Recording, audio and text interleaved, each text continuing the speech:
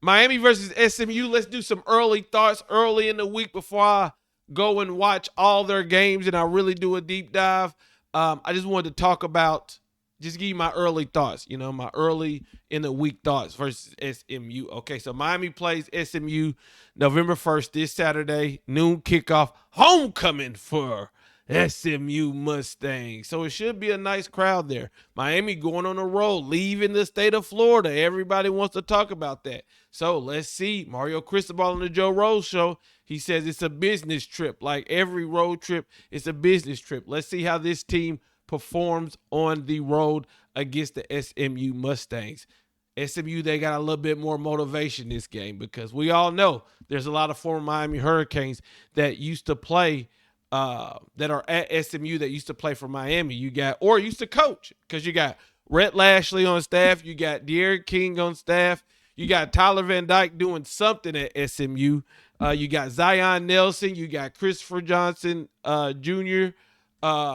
You got Romello Brinson. Did I mention Gary Justice, the offensive line coach? So there's going to be some extra juice. There's going to be some extra motivation.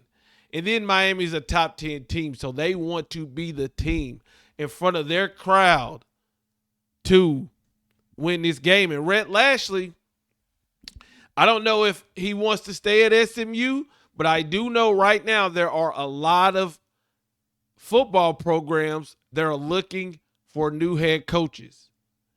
So if you are Rhett Lashley and you're thinking about possibly leaving, beating a Miami Hurricane top 10 team on ESPN can definitely get some people to say, maybe Rhett Lashley, who did good with this SMU team, then won 20 straight ACC with SMU, took him to the ACC championship.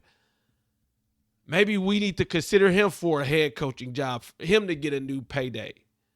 So that's something to think about as they go up into this top 10 matchup. I think one of the biggest keys of this game is the health of Miami versus the health of SMU. SMU's dealing with a lot of injuries. I watched the post-game press conference after SMU lost to Wake Forest, and Rhett Lashley brought up a great point.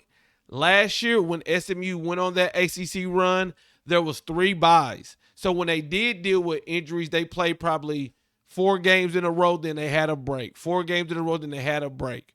Well, now they're dealing with these injuries, and they're on their 4th or 5th game in a row, and they won't get a break. They don't get another bye for 2 weeks. So they're dealing with a lot of injuries, and one of them being Kevin Jennings. Now, Kevin Jennings, my apologies. He can run it, he can throw it, but when you watch that Wake Forest game, you can see he's throwing off his back foot a little bit more. I feel like he wasn't putting all into his throws, and that's because he got dinged up a couple weeks before that game. Miami, their major injury that they're dealing with is Akeem Mesidor, who was supposed to play against Stanford, ended up being a scratch, and he's supposed to be back for for Miami. So that's going to play a big time factor in this game, is how healthy will SMU be? I'm expecting to see a lot of names on that injury report when it comes out.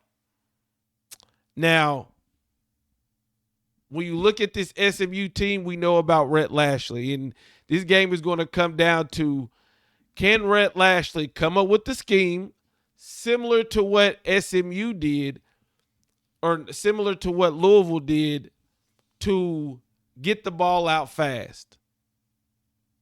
Because that's going to be their first question, is how do we try to neutralize Ruben Bain? Ruben Bain still had a factor in the Louisville game. He's going to have a factor in every game, but you want to try to limit that. So can they get the ball out fast? What plays can they do? Can they look from what plays can they take? What can they take away from that Louisville game to help them in this game?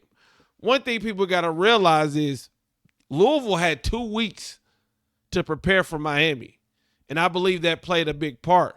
To whereas SMU, your team, you're dealing with a lot of injuries. You're dealing with a lot of injuries. It's hard to put in new plays and new type systems when one you're dealing with players who are injured and you're trying to nurse them back, and two, when you're only going to get a couple days of practice. So we'll see how that plays out. I'm going to dive more into this matchup, but just wanted to give you my early thoughts of Miami versus SMU. Business trip ahead.